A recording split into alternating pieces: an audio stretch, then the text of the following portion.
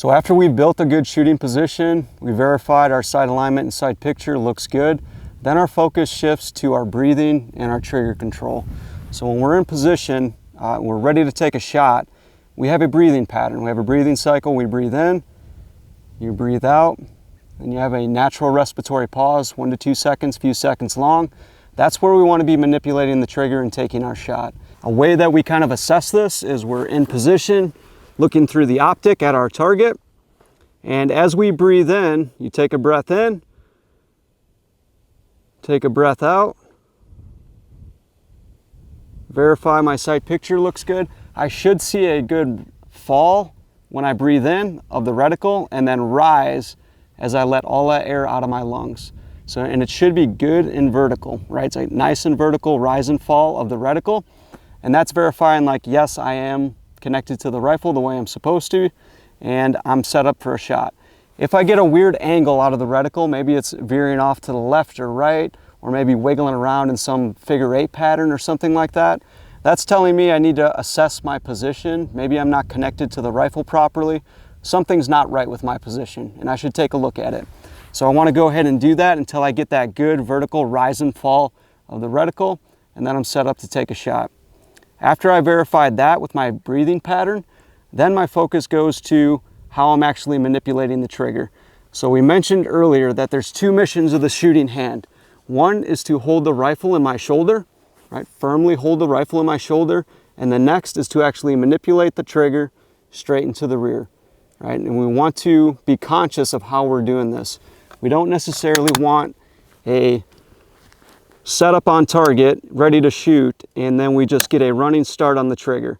That's a pretty common error. Happens quite often. It's the last little bit of input into the rifle before the shot breaks, and we tend to do something to the rifle that causes us to miss the target. So we just want to be very conscious of how we're actually doing this. When we're in position and we're ready to shoot, I'm set up on my target. I breathe in, breathe out,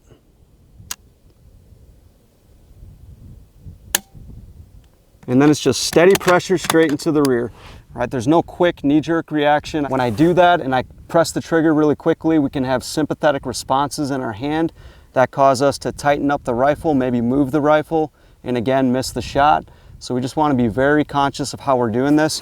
We need to make sure that we're holding the rifle firmly in our shoulder, and as we're doing that, we're manipulating the trigger at the same time and accomplishing both of those missions when sight picture is at its best. So this is a very valuable place to spend your time with dry fire. You can do this safely at home with the gun unloaded, obviously, in a safe spot in your house. Just setting up in a good shooting position and practice manipulating the trigger at the right time in our breathing cycle.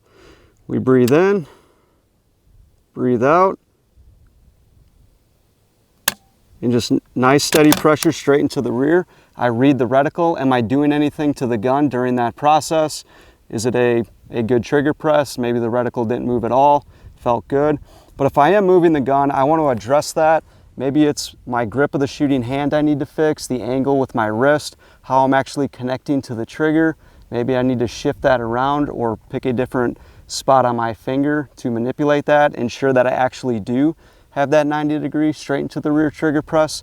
So this is a really good place to spend your time.